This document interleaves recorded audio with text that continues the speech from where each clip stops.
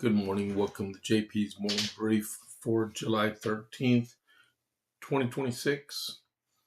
Good morning, everybody. I know it's been a long weekend so far, a long Sunday. As we all know, Lindsey Graham passed away Saturday night.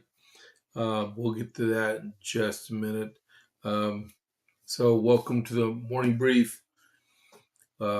Let's see. Where do we start? We'll just start breaking news that just came out maybe an hour ago that I saw. So Sam Neill, if you don't know who Sam Neill is, he was the executive officer for Captain Ramius for in the Hunt for Red October movie back in the late 80s, right? And then he was all over Jurassic Park and Jurassic World. He passed away last night at the age of 78 after he was just cleared of blood cancer. But yeah, it was announced this morning that Sam Neill passed away, and he was from New Zealand. He was a really good actor. I know there's other movies that he was in, but I just remember him being in Jurassic Park.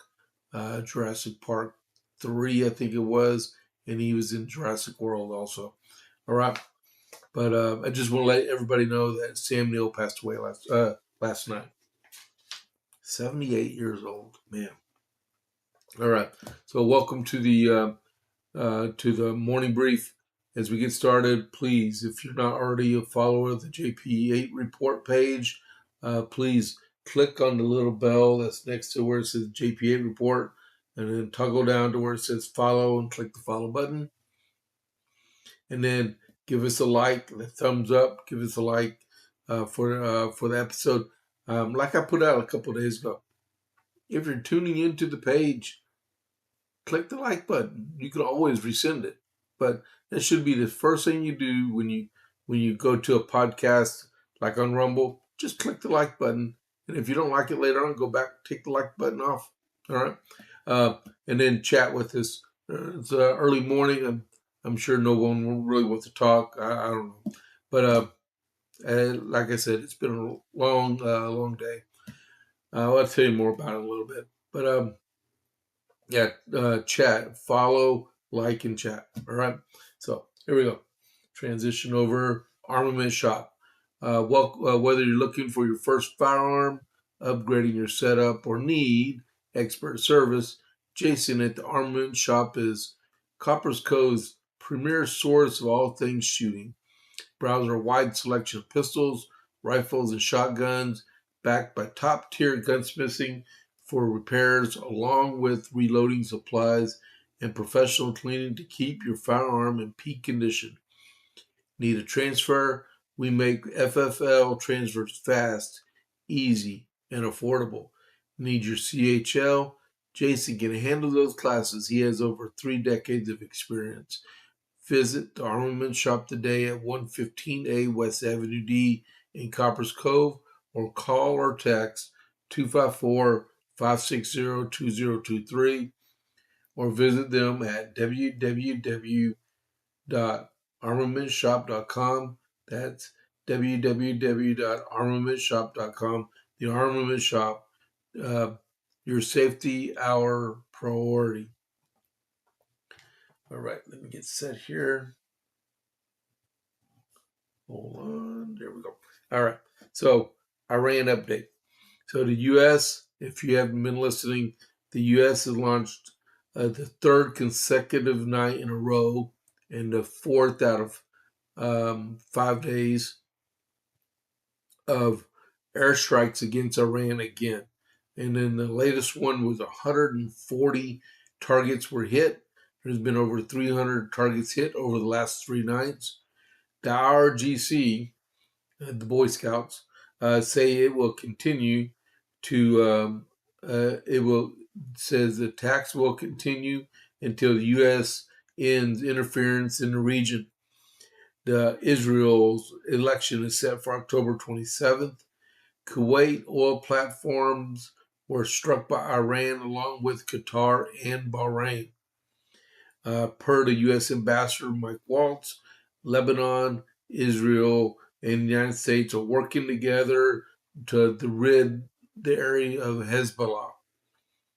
And CENTCOM says the Strait of Hormuz is open, okay, and contrary to Iranian propaganda. All right.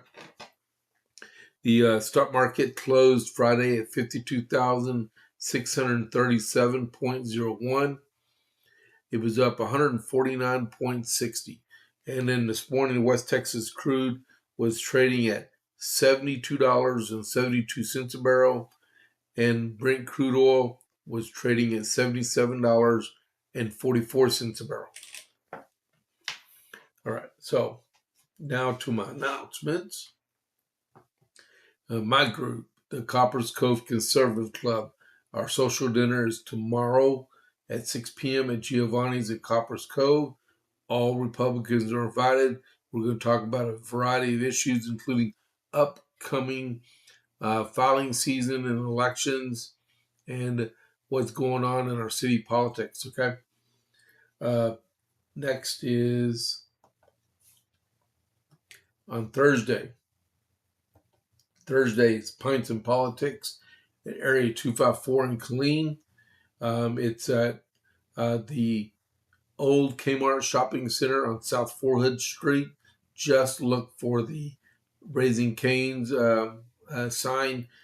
You go into that parking lot, go into the Area 254, take a right, and go up to the stairs into the upper room, and they'll be meeting at 6 p.m. The 20th of July, Smoking Hot Conservatives. This is at the Leaf Affair, which is located at 4110 Clear Creek Road in Killeen. It's a cigar shop. Prominent and local conservatives show up, smoke cigars, and talk politics. All right. And then the last one I wanted to show you is Coryell County Republican Women on the 25th of July at 11 a.m. at Trinity Worship Center in Coppers Cove at 1802 Martin Luther King Drive. They're going to have their monthly meeting. Dr. Mark Fulmer is going to be speaking. He's going to be talking about Islamicism, which is geopolitical implications in the greater context of the red-green axis.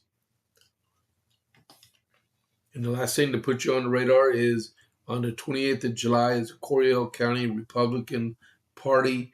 It's going to be 6 p.m. on that Tuesday, and we're going to meet at the junction on Route 36 in Gatesville. All right, at 6 p.m. All right, so let's get going. As I've just mentioned, a long Sunday, right? Senator Lindsey Graham passed away. He's from South Carolina. He passed away at age 71 Saturday night. He died of, they call it an aortic dissection, which is called by high blood pressure and I forgot what they call it, cardiovascular disease, but it's called arteriosclerotic cardiovascular disease. All right. And I was reading up on it this morning, and the tear that they killed him could happen over minutes or days. So the earlier the diagnosis, the chances are they could try to do something, but more likely most of the time it's fatal. All right. But I mean, let's put it like this. Lindsey Graham, man, sometimes you like him and sometimes you didn't like him. I remember back in 2015, 2016, when he was running for president, okay? And in 2016, our party chair down here in my county, he was like, James, I need you to introduce everybody to Lindsey Graham. I'm like, really?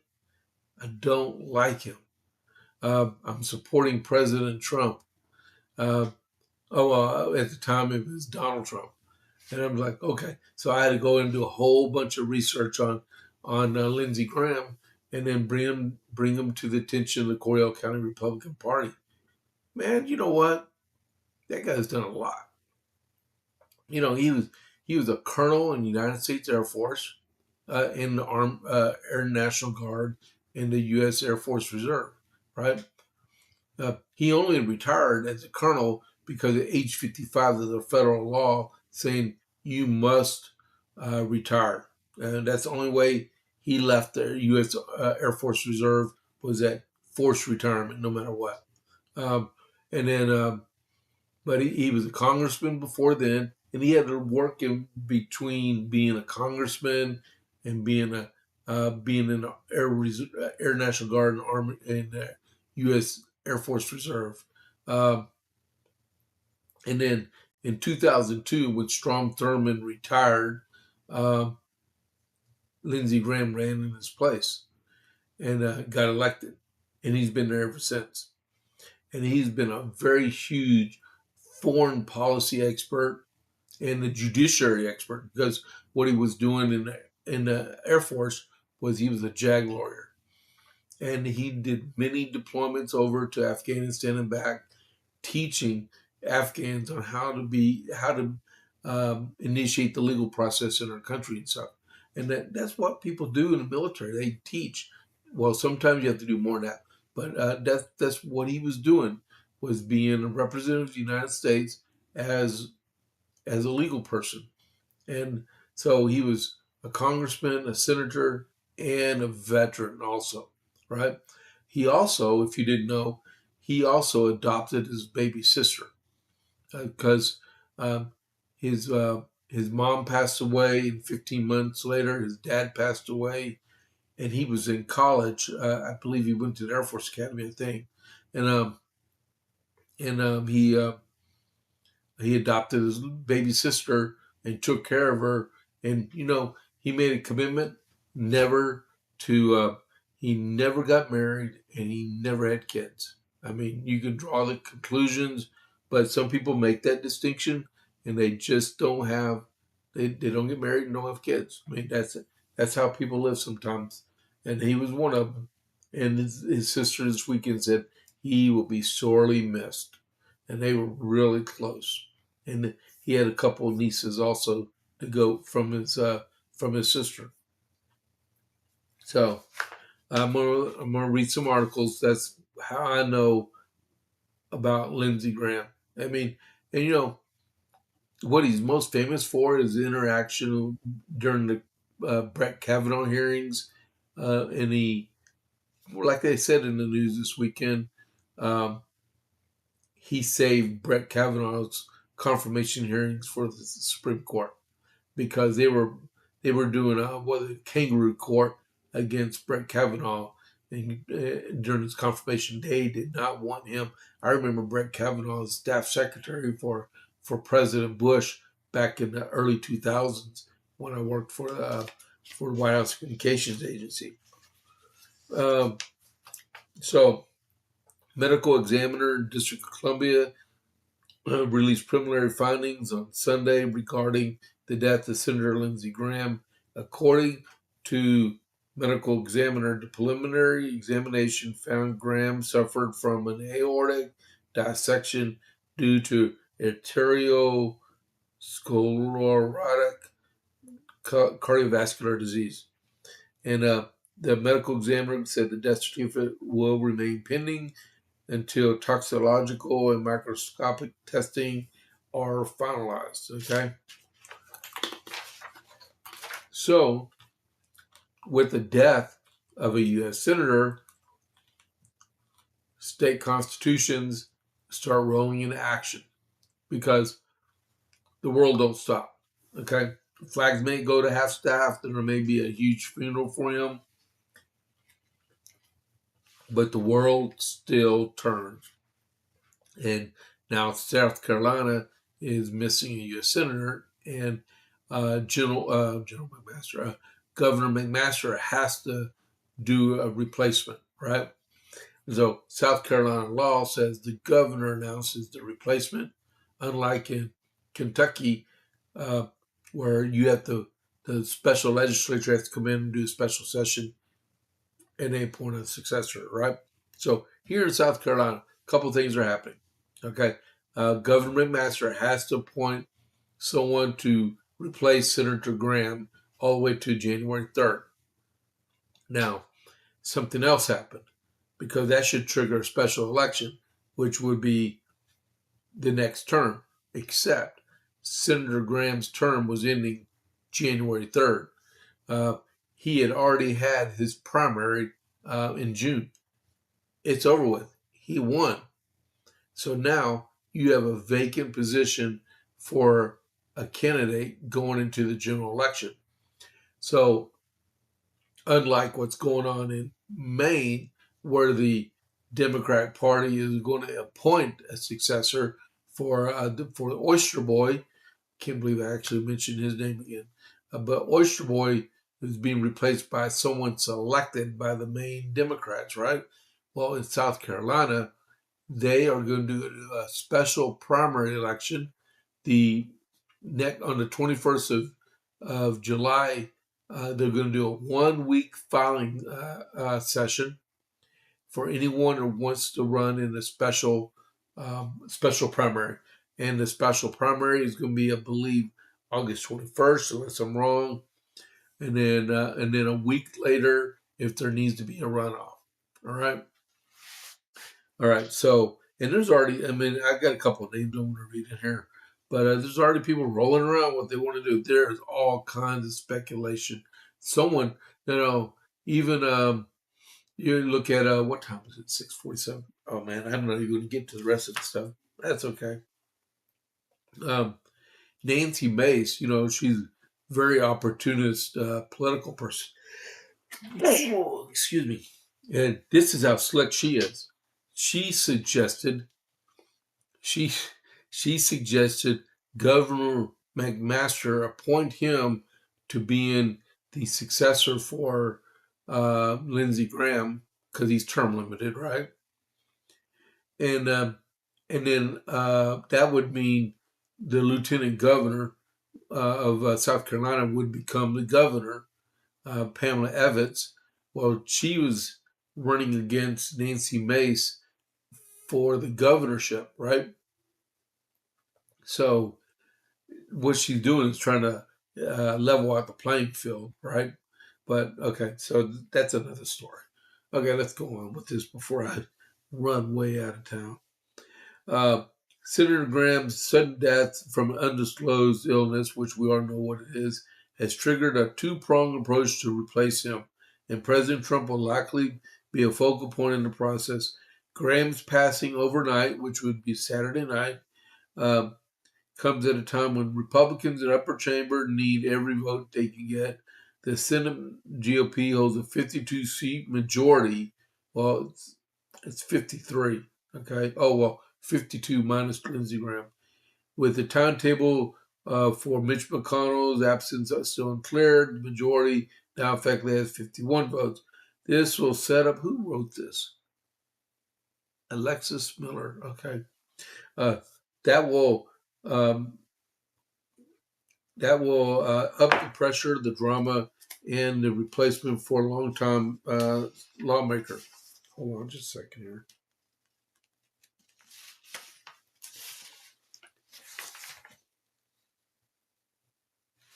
Okay, so we'll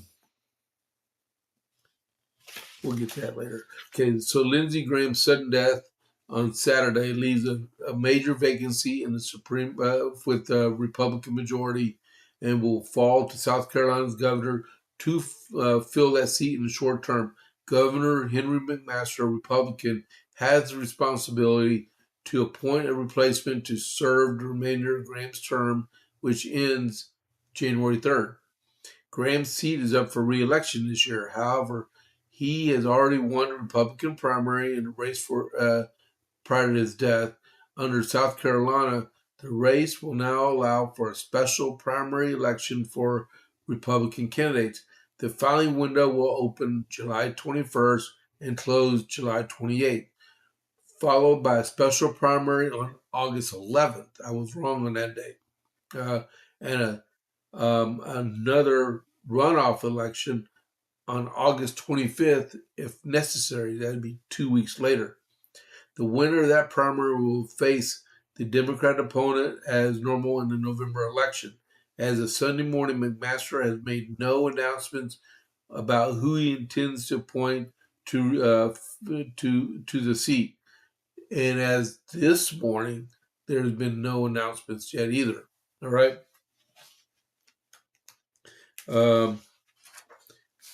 Nancy Mace, just quickly. Nancy Mace told Fox News on Sunday that she plans to explore a run for the Senate, that she would be an idiot if, not to consider the opportunity. I would be remiss if I didn't leave the door open. You only live once. I love serving in the House. I will look at serving in the Senate if that's what voters want me to do. I would be an idiot not to at least look at it. Because she's out of office come January anyway, because she gave up running for re-election to run for governor. Mace, in her immediate focus, remains honoring Graham's legacy, calling his death a complete and total shock and saying no one was expecting it. And then we went over that stuff. Ralph Norman said he's considering a run for the U.S. Senate. And he said expect an announcement of some type on tomorrow. The problem with that is, Lindsey Graham was 71 years old, right? That's 14 years older than me. 71 is not very old, right? But older than 71, you would consider, yeah. So, Ralph Norman is 77 years old. We keep I can't pronounce the word right now. Why do we keep doing the same thing? Or we keep nominating and electing people that are extremely old? He's just now finishing up his house. He lost his race for governor, right? Now he's talking about running for the Senate at 77 years old. So this says Representative Ralph Norman is seriously considering a run for the Senate seat left vacant by the death of Lindsey Graham. The source also confirmed Norman's expected to announce his decision on Tuesday. Norman, who represents the 5th Congressional District since 2017, serving constituents in South Carolina portion of the Charlotte metropolitan area, as well as upstate and Midlands. Oh, wait. He's 73. I thought he was 77, but still, 73 years old. Okay, so a full term would make him 79 when his seat's up. And this is his second go-around, too. So the 73-year-old former South Carolina star maker backed former South Carolina Governor Nikki Haley in her 2024 bid to be president. She lost. Most recently ran for the governorship, and he lost. And then Norman would become one of the first prominent Republicans to formally enter the race. I don't think he's going to run. He's just too old. Nikki Haley, the former South Carolina governor and former UN ambassador to President Trump, says she will not seek Governor Lindsey Graham's Senate seat. So we know she won't go that way. All right? Just remember his family. I mean, there's politics galore going on out there. Just remember them, okay? Other Senate news. Mitch McConnell released a statement on Sunday about his health after all the speculation what's going on and then what happened to Senator Graham, right? He's been in the hospital since June 14th. He released a picture of him and his wife in a hospital bed. He's in a hospital bed. She was sitting in a chair right next to him. He said that in his statement, he said, "You elected me to run a 7th term and made me the Commonwealth's longest serving senator I don't know if he wrote this or one of his staffers wrote it. Okay. Um, so you all know how folks in my generation often hesitate for the vulnerability when it comes to growing older, even in public eye. He said he's the same with it too. He said he can't help it. But at the same time, I've had more than my share of physical vulnerability, surviving childhood polio. If you did not know, Mitch McConnell had polio. You can tell by the way he walks. Doesn't disturb the way he thinks because he's very astute politician. Um, so surviving childhood polio means my entire life with mobility challenges. They haven't exactly gotten easier to manage with age. Last month, I took a fall, which landed me in a hospital. My doctors have confirmed that I did not break any bones or suffer a concussion. I didn't have a heart attack or a stroke.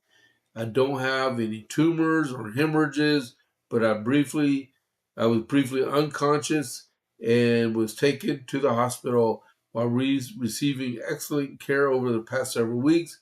I also had to deal with a mild case of pneumonia. And he said he's been a good patient. But so he didn't say when he's going to return to U.S. Senate, but he said he's getting better. All right. Sometimes he's hard headed, and I don't like all his politics either. But you got to give it to him. He's not a quitter. All right. What do we got here? 6:56 still.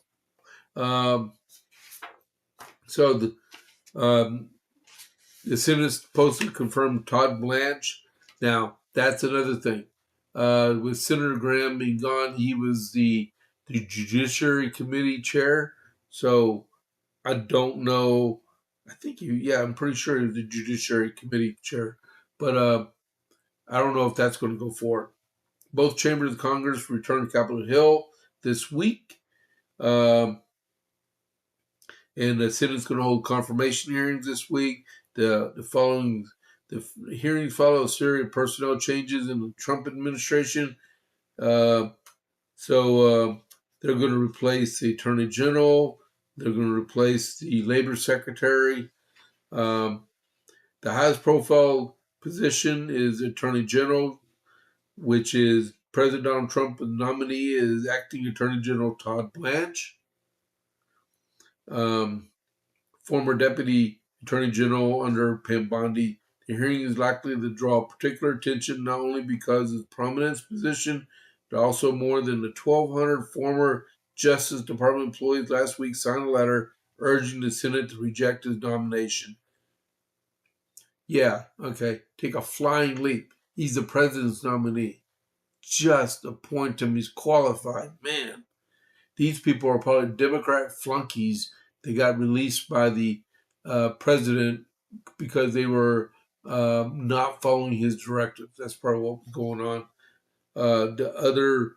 Among other reasons, former employees gave for opposing him is vindictive prosecutions and investigations into president's foes. Yeah, they're all Democrat hacks. And then, let's see. Other confirmation hearings are with Jay Clayton, nominated for Director of National Intelligence, Erica Schwartz for CDC Director, and Keith Slaughter for Labor Secretary. And then I don't know about Clayton. Republicans have favored Clayton over Bill Pulte. Well, Bill Pulte is only a temporary guy there. Jay Clayton's going to be permanent. But the problem is Jamie McDonald is supposed to be confirmed as the U.S. Attorney unless that already happened. That'd be great if it did. 6:59. I'm out of time, man.